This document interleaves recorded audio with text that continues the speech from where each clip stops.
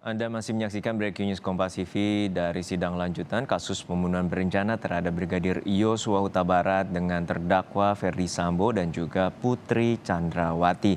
Kali ini jaksa menghadirkan 10 saksi, diantaranya 5 terdakwa dari kasus perintangan penyidikan atau obstruction of justice dan 5 lainnya merupakan anggota dari kepolisian yang saat itu masih berada di jajaran Propam Polri dan juga Provos Polri terkait dengan penanganan pasca penembakan Yosua Huta Barat di rumah dinas Ferdy Sambo di Duren 3, Jakarta Selatan. Dari sejumlah kesaksian, majelis hakim masih menggali bagaimana proses pemeriksaan, rekonstruksi dan juga pengamanan terkait dengan ataupun pemusnahan barang bukti yang saat itu berupa CCTV dan juga saksi-saksi yang saat itu mengetahui adanya penembakan di rumah dinas Ferdy Sambo.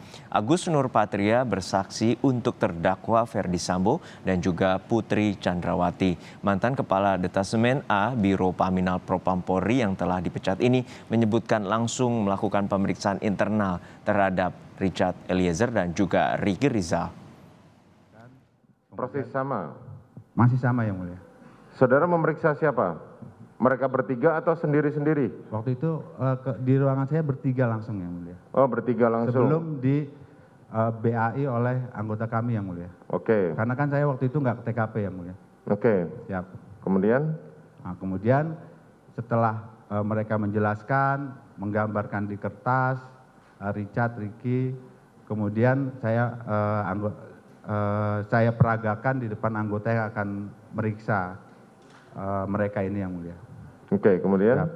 Mereka ulang, anggota yang memeriksa paham, langsung mereka memeriksa Pak Ricky, Pak Kuat, dan Pak Richard yang mulia. Oke. Siap. Anggota saudara? Siap. Oke, kemudian? Nah, setelah itu Itu di Karopaminal? udah di lantai 7 yang mulia. Udah di lantai 7 di Sudah. tempat Paminal ya? Siap, di Paminal. Pada saat itu siapa yang memeriksa mereka? Pak- Dari Polres Jakarta Selatan atau dari di Propan? Masih anggota kami. Masih Biro Propam Paminal. ya? Siap. Oke, kemudian? Nah, kemudian jam 2 atau setengah 3 itu saya dapat informasi dari Pak Arief terkait dengan hasil otopsi sementara itu yang mulia. Oke, kami yang ingat kemarin saudara seperti yang- tunjukkan itu. Siap. Kemudian? Situ kan yang pada waktu itu perlu kita dalami lagi adalah terkait dengan pengakuan saudara Richard yang 5 tembakan tapi menghasilkan 7 luka tembak masuk, 6 luka tembak keluar. Ya. Akhirnya kami reka ulang kembali, pada waktu itu masih masuk akal dengan 5 tembakan menghasilkan 7 luka tembak karena ada beberapa luka tembus yang mulia. Oke. Setelah itu jam 3 atau setengah 4 pemeriksaan selesai. Pada saat reka ulang kedua itu penyidik Jakarta Selatan sudah datang ke kami untuk koordinasi masalah pemeriksaan besoknya untuk para Pak Kuat, Pak Richard, Pak Ricky ini yang mulia. Disepakati bahwa besok mereka akan diperiksa jam 10 di Biro Paminal. Itu Bang. Setelah pemeriksaan selesai, jam 4 kami istirahat. Kemudian stafnya Pak Hendra tuh membangunin kami sekitar jam 8 atau setengah 9.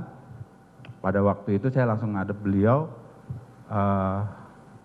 Perintahnya beliau, Gus, hubungi Acai, Ari Cahya maksudnya. Kami hubungi Pak Ari Cahya tapi waktu itu belum tersambung. Kemudian Pak Ari Cahya telepon balik ke saya, ya kan.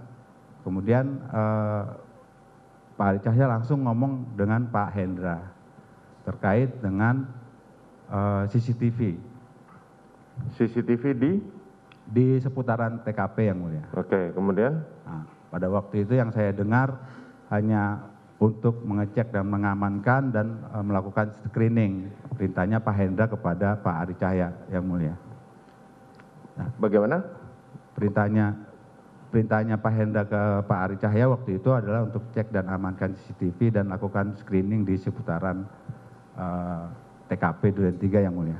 Oke, kemudian? Nah, kemudian setelah itu kami terima barang bukti dari Pak Santo, barang bukti baju, terus swab jelaga, itu langsung saya serahkan karena itu udah saya serahkan ke penyidik Jakarta Selatan berikut Pak Riki, Pak Kuat, dan Pak Richard untuk dilakukan pemeriksaan oleh penyidik Jakarta Selatan.